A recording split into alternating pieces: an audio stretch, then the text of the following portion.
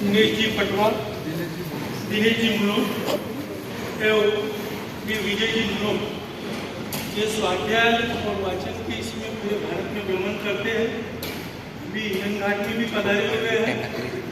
मैं उनकी जानकारी भी देना चाहता हूँ कि श्री वर्धमान स्थानकवासी श्रावक संघ द्वारा संचालित यह संस्था, इसका नाम भक्त विद्या निकेतन बंसीलाल कटारिया हाई स्कूल है। इस स्कूल में करीब 11 से 50 बच्चे अध्ययनरत हैं, 1 to 10 इंग्लिश मीडियम और ऑप्शनल सब्जेक्ट्स। अभी हमने यहाँ पर 11 और 12 के लिए परमिशन के लिए डाला है, जिसमें अभी हमारी 3 स्टेप हो चुकी है। इस अगले साल के लिए वो परमिशन आ जाएगी। आज आप यहाँ जो पधारे, यहाँ पे उनको मोटिवेशनल स्पीच होगा, जिसमें उसकी हेडलाइन होंगी, जीवन में श्रेष्ठ कैसे बने।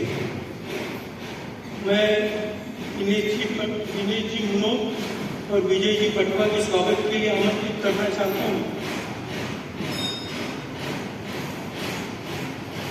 कुमारी कार्तिकी टुकड़े यहाँ आए और श्री दिनेश जी मुनोट का स्वागत करें। कार्तिकी टुकड़े।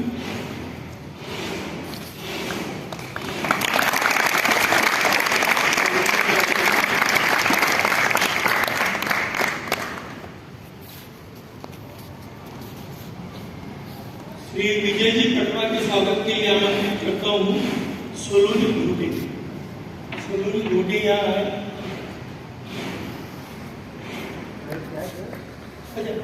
अच्छा, वो स्वागत नहीं कर रहे थे। ओके, मैं दिनेश जी मुनोट से निवेदन करूँगा कि आप छात्रों को मार्गदर्शन।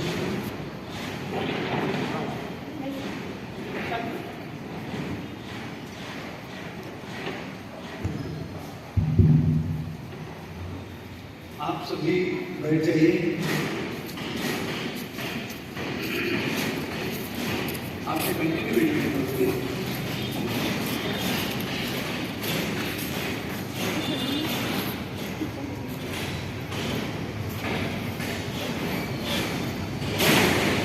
सर्वप्रथम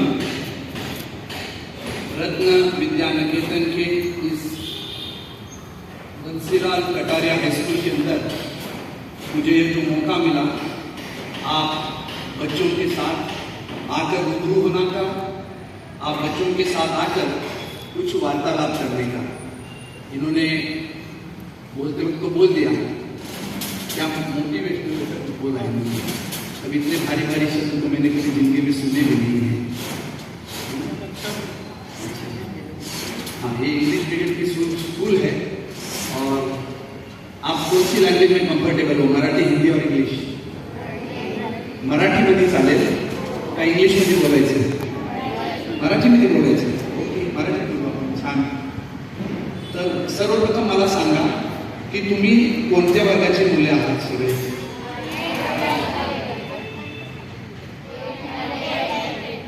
म्हणजे 8वी, 9वी आणि 10वी। आता तुम्हीच बोलले मराठीत बोलायचं आणि तुम्हीच इंग्लिशमध्ये उत्तर देताय। चीटिंग नाही करायची। हाँ, एकदम फेअर डील पाहिजे। मराठी तर मराठी, इंग्लिश ते इंग्लिश, हिंग्लिश नाही करायचं।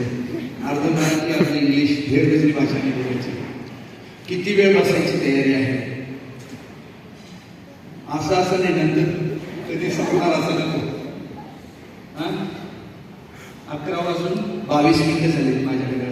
किती वाजता थांबायचं मला सांगा, आपण तेवढ्या वेळातच बोलू। तुम्हाला कंटाळा येईल असं काम नाही करायचं, तुम्हाला आनंद आला पाहिजे। मी आलोय, मला मुलांचा खूप आनंद येतो म्हणून मी मुलांचा देतो। तर तुम्हाला माझ्यापासून आनंद मिळाला पाहिजे। काही बोलतो त्यामध्ये असं नाही वाटलं पाहिजे की काय आता चाललंय, कुठं आणून बसवलंय। आमच्या शाळेतल्या अध्यक्षांच्याकडे कोणतरी तिकडे हिंगणघाटमध्ये ते स्वाध्याय त्यांचं परीक्षण चाललंय जैन धर्मियांचं, तर तिचं ते बोलायला आले, त्यांना इथं आणून का बसवलं आमच्या डोक्यावर, असं तुम्हाला नाही वाटलं पाहिजे? असं तर नाही वाटत ना? नक्की। अच्छा, किती जणांना वाटतं की आज आपल्याला काहीतरी वेगळं ऐकायला मिळणार, काहीतरी नवीन, असं काही वाटलं का? आता नाही, मगाशी वाटलं का असं? मी येण्यापूर्वी काय भावना होती डोक्यात खरं सांगायचं? इथेच पाहुणे येणार, मुलांना उपदेशाचे डोस पाजणार, निघून जाणार. मुलं आपले बिचारे ऐकून खायला तयार आहे ना. आपण उपदेश नाही द्यायचा, आपण काय करायचं, डिस्कशन करायचं, छान गोष्टी ऐकायच्या मस्तपैकी. आले अध्यक्ष साहेब पण, भागचंदी साहेब आले, त्यांचंही आपण सगळेजण स्वागत करू.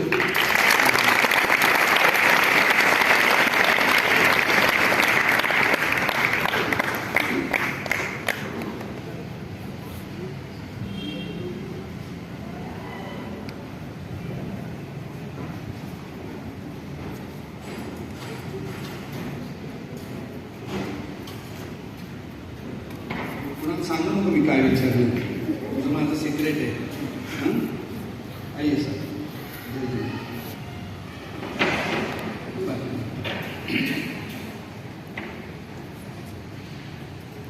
तुम्ही बसून या ना ताई सगळे. तुम्ही अशा उभ्या राहिला मला वाटतं शिक्षा घेईल तुम्हाला.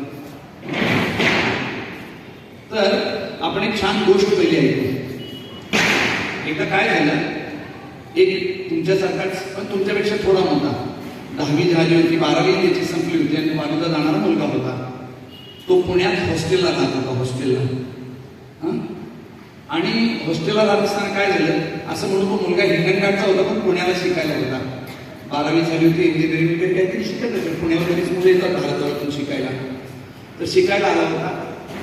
आणि एक दिवस काय झालं, वडिलांचा फोन आला की बाबा मी परदेशी गेलो होतो आणि माझ्याकडे येतानाची जी फ्लाईट आहे व्हाया पुणे आहे, तर तू काय कर, मला सकाळी एक 4 वाजता एअरपोर्टला जरा पिकअप करायला ये. म्हणजे ठीक आहे बाबा, येऊन जाईल, काय प्रॉब्लेम नाही. त्यांनी तुमच्यासारखंच लवकर उठायचं असेल तर आपण काय करतो, अलार्म लावतो. कुठं, मोबाईलमध्ये. कारण आता आपण प्रत्येकाकडं मोबाईल आहे. तर मोबाईलमध्ये अलार्म लावला 3 वाजताचा, म्हणजे बाबाला 4 वाजता घ्यायला जायचंय, 15 मिनिटं फ्रेशअप होईल आणि 30-40 मिनिटं मला एअरपोर्टला पोहोचायला लागतील. 3 वाजताचा अलार्म लावला, अलार्म वाजला, अलार्मने अलार्मचं काम केलं, उठला, बघितलं 3 वाजले, 5 मिनिटं. आपण पण करतो ना असंच, सगळ्यांचं असंच होतं ना. अलार्म वाजला की एक 5 मिनिटं अजून, असं वाटतं का नाही वाटतं. अलार्म वाजला, उठला, बघितला, एक 5 मिनिटं अजून चालेल, परत झोपला, परत अलार्म वाजला 10 मिनिटांनी, आणि अजून एक 5 मिनिटं, बंद केला, झोपला. पडल्या काय होतं, आपल्याला झोप लागली. छान झोप लागली. झोप लागल्यानंतर बघितलं, गाठ झोपेत गेला. वडिलांनी विचारायला वाट बघितली एअरपोर्टला, मुलगा काही दिसला नाही. त्यांना माहीत होतं आपला मुलगा कदाचित थकला असेल, झोपला असेल. त्यांनी टॅक्सी केली, आले. 4:30-5 वाजता त्याच्या फ्लॅटवर पोहोचले. मुलाच्या मुलगा फ्लॅटवर राहत होता भाड्याने. फ्लॅटची बिल वाजवली. म्हणजे काय झालं, तुम्हाला घ्यायला येणार होता. हो बाबा, मी लावलं होतं अलार्म पण वाजला, पण थोडंसं सॉरी बाबा, सॉरी. नाही म्हणे, काही काळजी करू नको, तूही दमला असेल, चल आपण आता आराम करू. गोष्ट झाली. म्हणजे ती गोष्ट. काही दिवस गेले. त्याच्या वडिलांनी ठरवलं हिंगणघाटमध्ये एक मोठं शोरूम उघडायचं कपड्याचं. कुठलं शोरूम, जोरात बोला.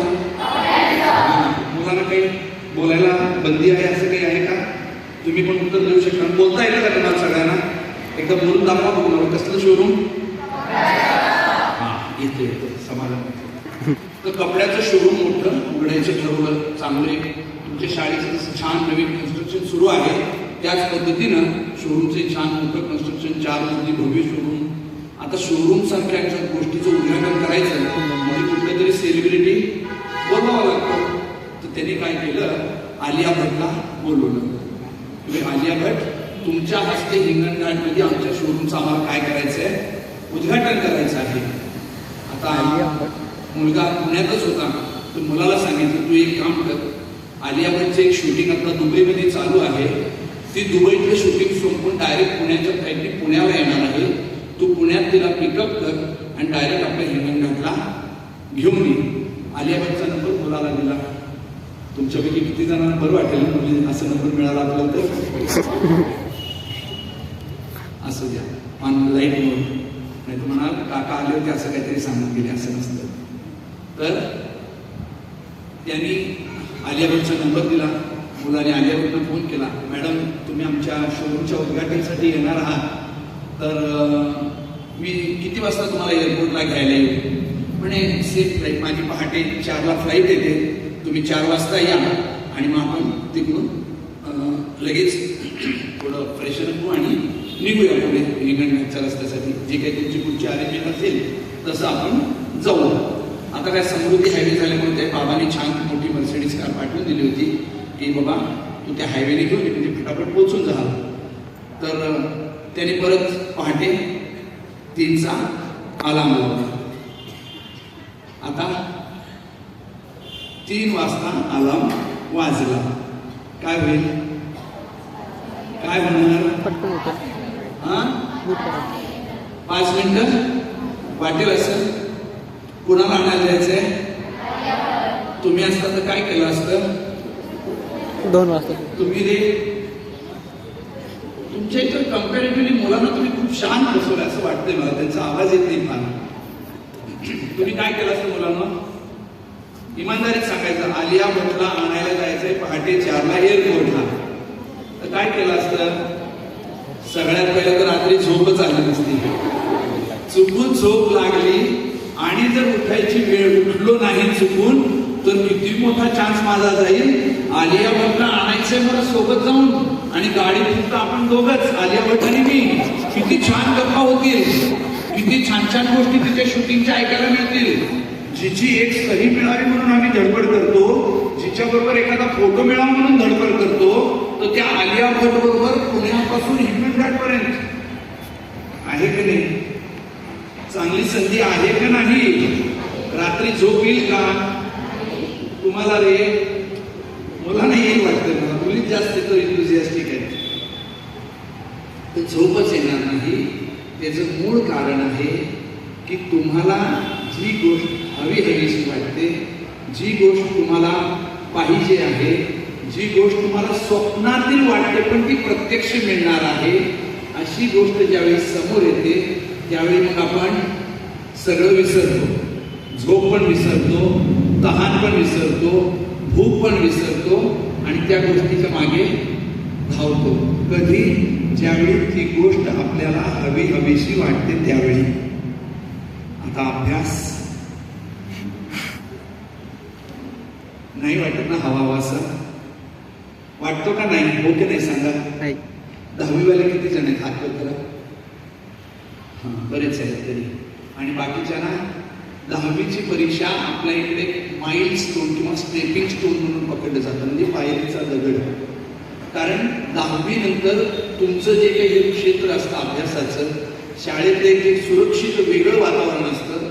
10वी पर्यंत घरात आई बाबा आणि शाळेत गुरु लोक, गुरुजन आपले टीचर, मॅडम, सर, सगळे लोक तुम्हाला आपल्या मायेच्या पांघरुणाखाली व्यवस्थित ठेवत असतात, तुमचं खूप लक्ष ठेवत असतात. आपल्याला ते लक्षात नाही येत. आपल्याला वाटतं टीचर तिकडे बघा जरा 2 मिनिटं, टीचर खूप खडूस असं वाटतं आपल्याला. पण त्या असतात का? तर खरंच नसतात, विश्वास ठेवा. मी ज्यावेळी शाळेत होतो ना, मला असं खूप वाटायचं की टीचरना आमच्या वेळी तर छड्या खूप असायच्या. आता तुम्हाला तो प्रकार राहिला नाही, ते बिचारे घाबरतात तुम्हाला मारायचे असेल तर. पण पूर्वी कान मिळणं, मुर्गा बनवणं, कोंबडा बनवणं म्हणायचे आम्ही त्याला. अंगठे देऊन उभं राहणं, पाठीवर पट्टी पडली की त्याच पट्टीने 2 फटके, मस्त शिक्षा असायच्या. आनंद यायचा, त्यात पण मजा वाटायची. कोणी किती छड्या खाल्ल्या, संध्याकाळी कॉम्पिटिशन म्हणायचं, तो एका छडीत रडला, मी 2 छडी पण रडलो नाही, बघ मी स्ट्रॉंग आहे. असं खूप असायचं.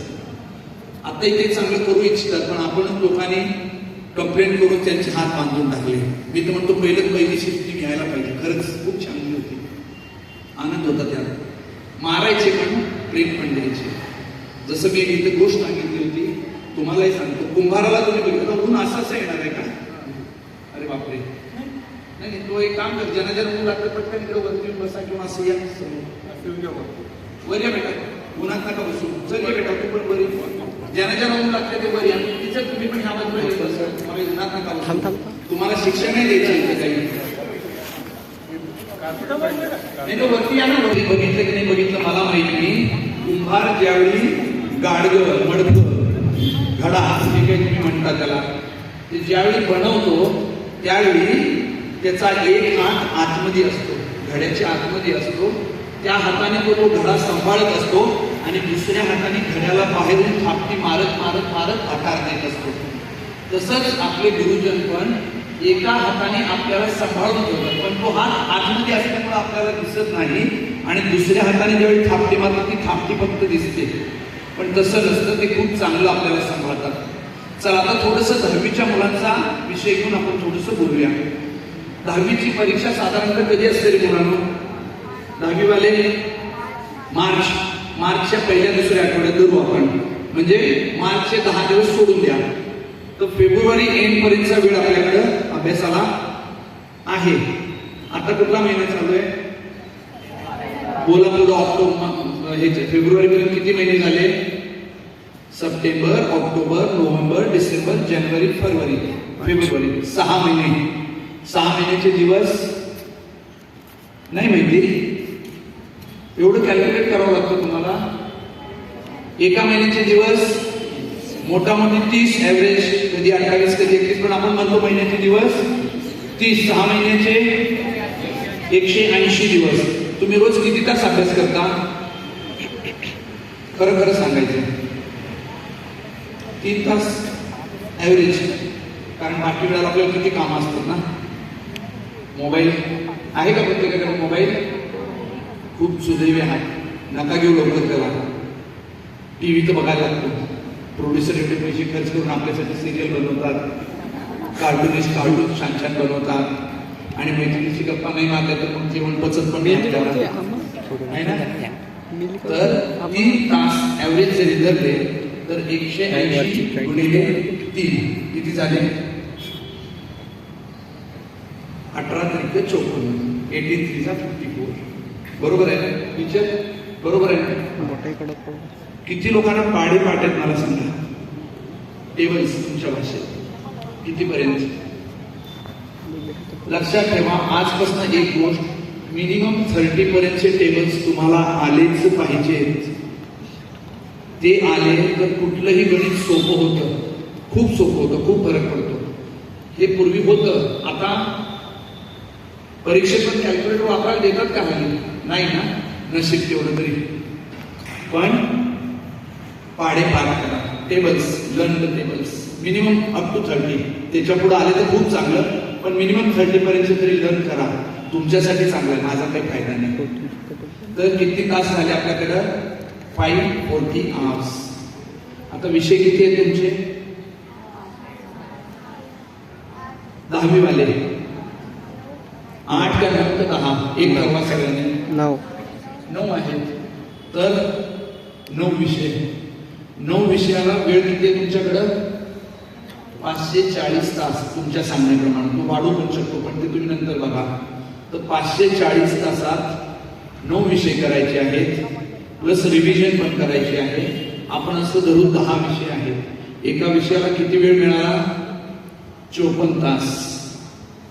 एका विषयाच्या पुस्तकाची ऍव्हरेज पानं 100 तेवढी असतातच. तर 100 पानासाठी माझ्याकडे वेळ किती आहे? किती तास? 54 एका विषयासाठी. 54 तासात मला 10 तासाचा अभ्यास करायचा आहे. सॉरी, एका विषयाचा 100 पानांचा अभ्यास करायचा आहे. तर मग मी अभ्यास कसा करेन? आता थोडं तुम्हाला चित्र क्लिअर होईल.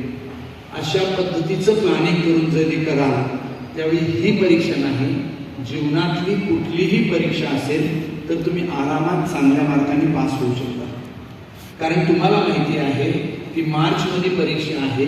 त्या परीक्षेसाठी माझ्याकडं ह्या विषयासाठी आजपासून 54 दिवस आहेत. सॉरी 54 तास आहेत एका विषयासाठी.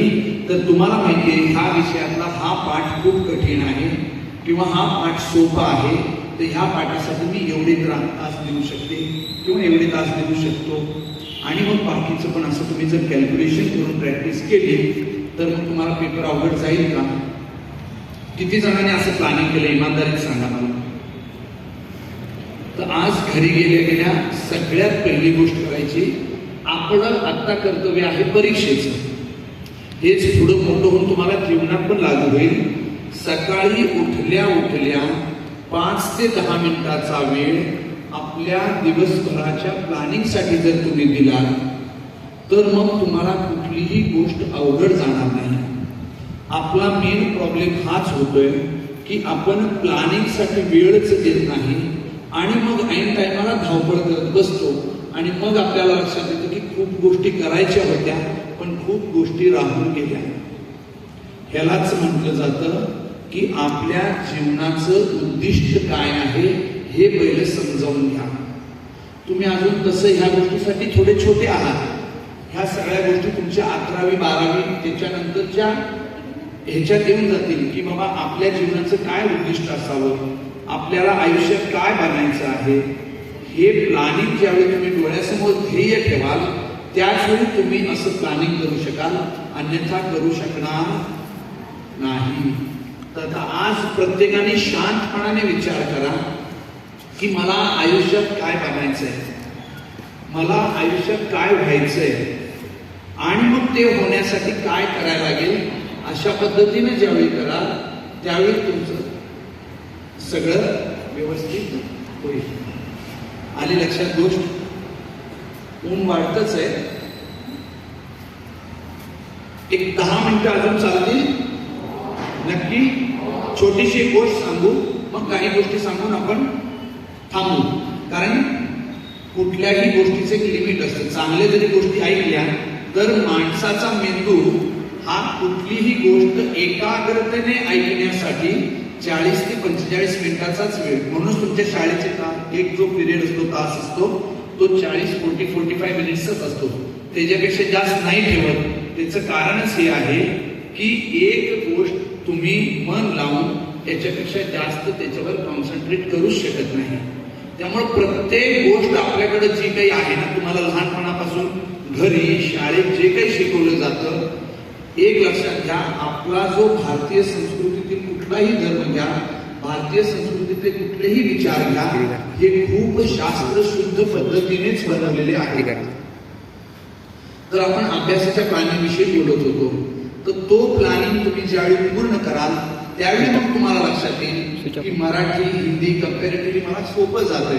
होऊ शकतं त्यासाठी मला 54 तासांची गरज नाही, तर मी ते 40 तासात पूर्ण करू शकते. तर ते जे राहिलेले 14 तास आहेत तर ते मी मॅथ्स, सायन्स, इतिहास खूप जणांना अवघड जातो पण तुम्ही त्याला तेवढं महत्व देत नाही. पण इतिहास पण विषय खूप चांगला आहे.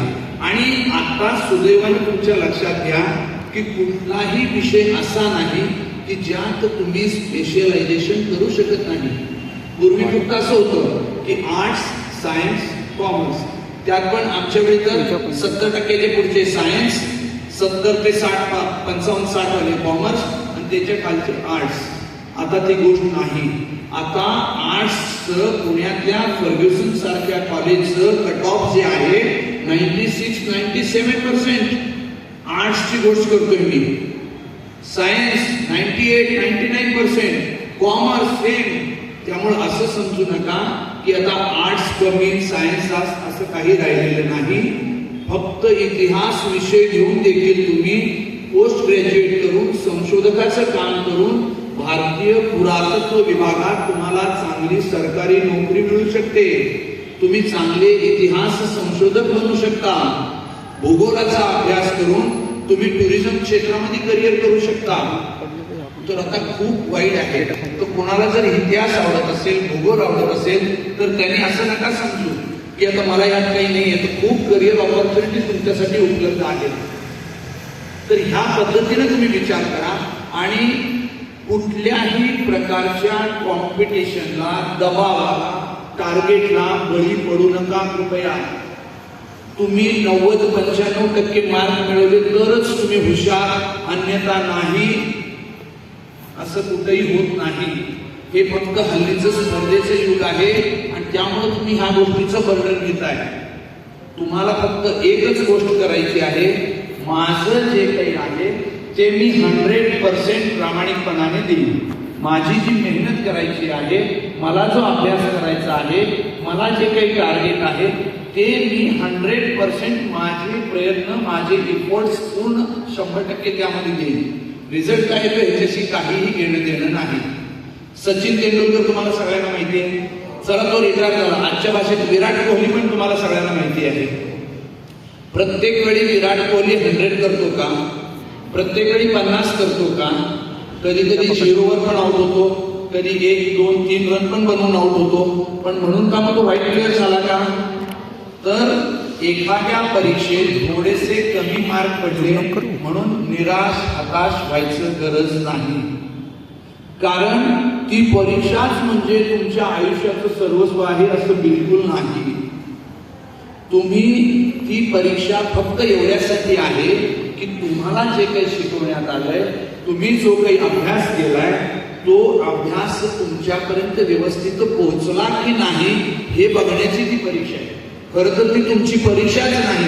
ज्यांनी तुम्हाला शिकवलंय ना, हे गुरुजी, सर लोक, टीचर लोक, ह्यांची ती परीक्षा आहे की बाबा ह्यात जर रिझल्ट कमी आले तर तुम्ही पण विचार करा की ही मुलं का समजून घेत नाही, काय त्यांना हवे, काय प्रॉब्लेम आहे.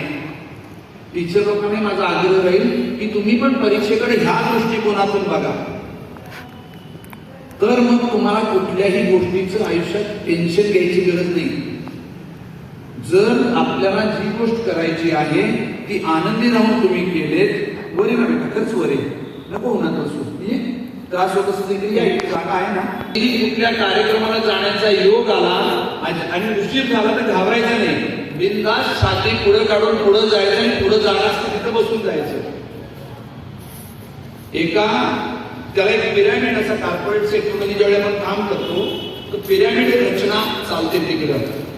असं म्हटलं जातं की there is always a place on top of the world. एव्हरेस्टवर किती लोक भेटले तुम्हाला? फार कमी. पण पायथ्याला भरपूर.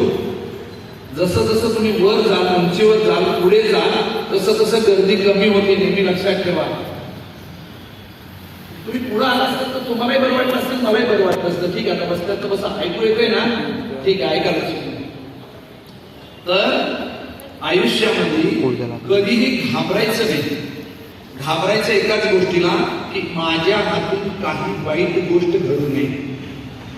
आत्ताच्या आयुष्यात, आत्ताच्या वयात माझं जे कर्तव्य आहे, आता तुमचं काय कर्तव्य आहे? अभ्यास करायचं, छान खेळायचं, आईबाबांचं छान ऐकायचं, गुरुजनांचं छान ऐकायचं, आपल्या मित्रमैत्रिणीत छानपैकी राहायचं. हे जर कर्तव्य माझं आत्ताचं आहे, जर हे मी केलं तर मी कधी दुःखी होईन का? दुःखी कधी होतो? ज्यावेळी शाळेला दांडी मारून मित्रांचं ऐकून मित्राबरोबर एखाद्या पिक्चरला जातो, मग खोटं बोलावं लागतं की नाही लागतं? घरी विचारतात काय झालं? मग एक्स्ट्रा तास होता. कुठला तास होता? गणिताचा तास होता. त्याच वेळी गणिताचे सर बाबांना मार्केटमध्ये भेटतात आणि ते म्हणतात आज तुमचा मुलगा क्लासलाच नव्हता. बाबा घरी येतात, आईला विचारतात कुठं आहे मुलगा? आई म्हणते हे काय गणिताचा आत्ताच एक्स्ट्रा तास करून आला. बाबा बोलवतात ये इकडं. एक कानाखाली छानपैकी आवाज निघतो, कुठल्या गणिताच्या क्लासला होतास बेटा? झाला ना त्रास? का झाला?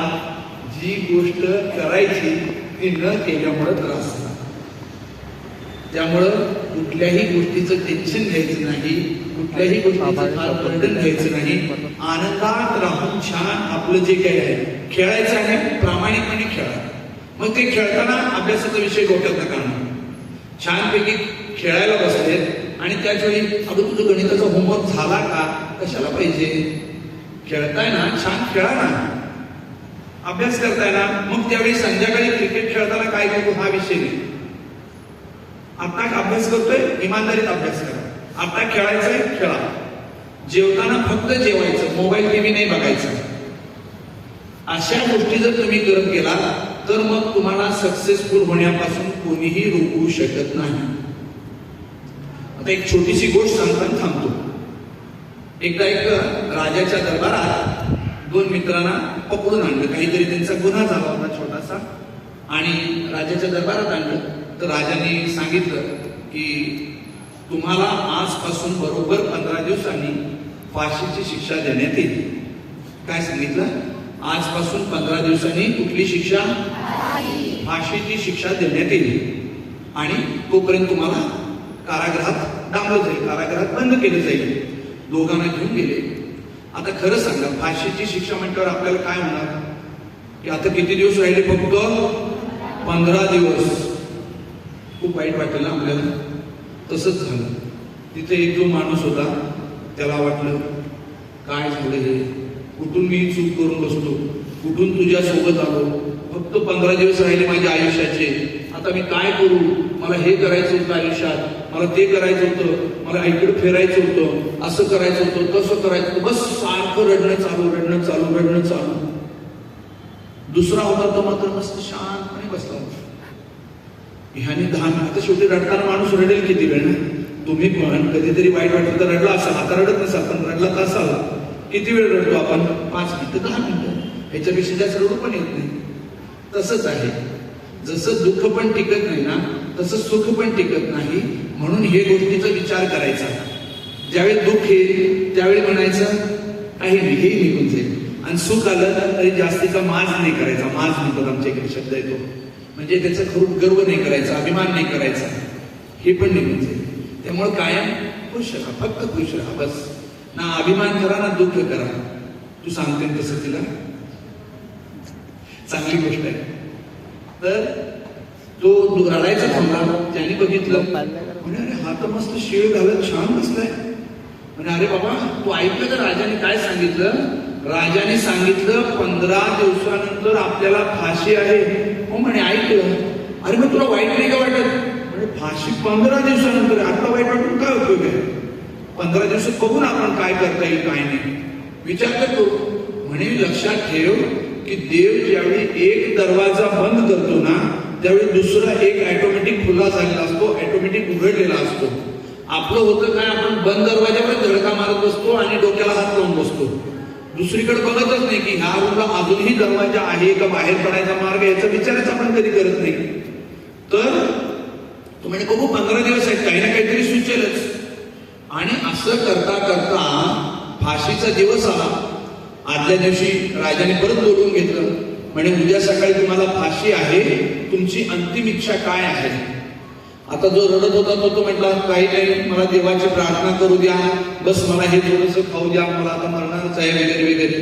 पण दुसरा जो होता तो खुशीत होता. राजे बोलले अरे उद्या फाशी द्यायची, हा एकदम मस्त आनंदात आहे. म्हणे काय रे तुझी काय इच्छा? म्हणे महाराज माझ्याकडे एक विद्या आहे. विद्या कसली विद्या? मी घोड्याला उडवायला शिकू शकतो. काय म्हणे? घोड्याला उडवायला शिकू शकतो? हो म्हणे शिकू शकतो. आता राजा थोडा विचारत पडला की अरे असं कसं? म्हणजे महाराज जर तुम्ही मला उद्या फाशी दिली तर ही जी मी घोड्याला उडवायची विद्या जी आहे ती माझ्याबरोबर निघून जाईल, तुमच्यापर्यंत येणारच नाही. नुकसान तुमचं आहे, बघा तुम्ही काय करायचं ठरवा. राजाने विचारत पडला असं अनोखी विद्या तर कधी ऐकली नाही की घोड्याला उडवायला शिकवेल असं. म्हणे तू माझ्या घोड्याला उडवायला शिकशील? हो म्हणे मी तुमच्याही घोड्याला उडवायला शिकू शकतो, तर पण 1 वर्ष लागेल महाराज. म्हणे ठीक आहे चल, तुमची फाशीची शिक्षा आता रद्द. 1 वर्षाचा वेळ दिला आणि तू आता माझ्या घोड्याला उडवायला शिकवायचं. परत कारागृहात आणलं. आता तो दुसरा होता तो परत अजून टेन्शन मध्ये. म्हणे अरे काय केलं तू हे? कशाला राजाला खोटं बोललास की मला घोड्याला उडवायला शिकवता येतं वगैरे? हा घोडा कधी हवेत उडणार आहे का असा? म्हणे मला तरी कुठं माहितीये घोडा हवेत उडतो की नाही उडतो, मला काही येत नाही. अरे मग राजा वेळ तर मिळाला, 1 वर्ष आहे. अरे पण उद्या परत 1 वर्षात म्हणजे परत काय करणार? जास्त फाशी देणं ह्याच्यापेक्षा जास्त काही नाही करणार. आत्ता देणार तर 1 वर्षानंतर दे. अरे पण घोड्याला उडवायला तू कसा शिकशील, हवेत उडायला कसा शिकशील? म्हणजे काय आहे 1 वर्ष आहे. काय माहिती ह्या 1 वर्षात प्रयत्न केला तर खरोखर घोडा हवेत उडेल. आणि म्हणजे काय सांगता येईल 1 वर्षात राजाचं आपल्याप्रती मन बदलेल, तो आपल्याला माफ करून फाशीची शिक्षा माफ करेल. आणि काय सांगा म्हणजे 1 वर्षात राजा जिवंत राहतो का नाही राहतो हे तरी आपल्याला कुठं माहितीये. जर राजा गेला आपली अशी फाशी रद्द होईल. म्हणजे कितीही विषम परिस्थिती असली, कशीही परिस्थिती असली, तुम्ही शांत राहून पॉझिटिव्हिटी आपल्या अंगात आणून म्हणजे सकारात्मक विचार करून जर अशा पद्धतीने विचार केला तर तुमच्यासाठी कुठली गोष्ट अवघड राहणार आहे का? आणि हे वाटतं थोडं अवघड पण नाही, लक्षात घ्या हे सोपं आहे. तर आयुष्यात जर तुम्हाला पुढे जायचं असेल, आयुष्यात आपलं उद्दिष्ट साध्य करायचं असेल, आयुष्यात आपलं ध्येय आपल्याला जर गाठायचं असेल तर सगळ्यात पहिली प्रॉपर प्लॅनिंग तुम्हाला गरजेचं आहे. जे आपण अभ्यासाच्या बाबतीत तुमची चर्चा केली, प्रॉपर प्लॅनिंग गरजेचं आहे. दुसरी गोष्ट, ज्या वेळची गोष्ट त्यावेळचीच, आणि ज्यावेळी जी गोष्ट करायची त्यावेळी फक्त तीच गोष्ट करायची. म्हणजे तुम्हाला आपोआप त्या गोष्टीत पण आनंद येईल आणि तुमचं कुठलं कामही पेंडिंग राहणार नाही. तिसरं महत्वाचं, नेहमी सकारात्मक राहा. कुठलीही निगेटिव्ह गोष्ट आपल्या मनात जरी आली तिला फार वेळ थांबवून देऊ नका. पॉझिटिव्हिटी ठेवा. आणि फायनली लक्षात ठेवा, जगात अशक्य काहीच नाही, फक्त तुमच्या प्रयत्नांची आणि तुमच्या पॉझिटिव्हिटीची गरज आहे. एवढं सगळं ज्या दिवशी कराल त्यावेळी यश तुमच्यापासून फार लांब राहणार नाही. खूप वेळ घेतला. तुम्हा सर्वांना तुमच्या उज्ज्वल भविष्यासाठी खूप खूप खूप शुभकामना, खूप खूप खूप शुभेच्छा. आणि देव करो तुमच्या पाठीशी त्याचे आशीर्वाद कायम सोबत राहू द्या. तुमच्याकडून देशाची, राष्ट्राची आणि आपल्या वडीलधाऱ्यांची सेवा नित्य नेहमी घडो, हेच मी एक प्रार्थना करतो. आणि फक्त एक तुम्हाला सांगेन, आयुष्यात कुणीही बना, कितीही मोठे व्हा, आपला देश, आपलं राष्ट्र, आपले आई वडील आणि आपले गुरुजन ह्यांना कधीही विसरू नका. तर तुमचं आयुष्य चांगलं जाईल. धन्यवाद. मी अजून रविवार संध्याकाळपर्यंत इथंच कटारिया भवन मध्ये आहे. तुम्हाला जर काही प्रश्न असतील, काही शंका असतील, तुम्ही बेझिझक येऊ शकता. तिथं खाली जी लोक असतात त्यांना विचारलं की पुण्याहून आलेले लोक कुठं आहेत तरी ते सांगतील. आम्ही खाली येऊ आणि काही जर तुमचे प्रश्न असतील तर आपण त्याच्याशी चर्चा करून उत्तर देण्याचा नक्की प्रयत्न करू. धन्यवाद.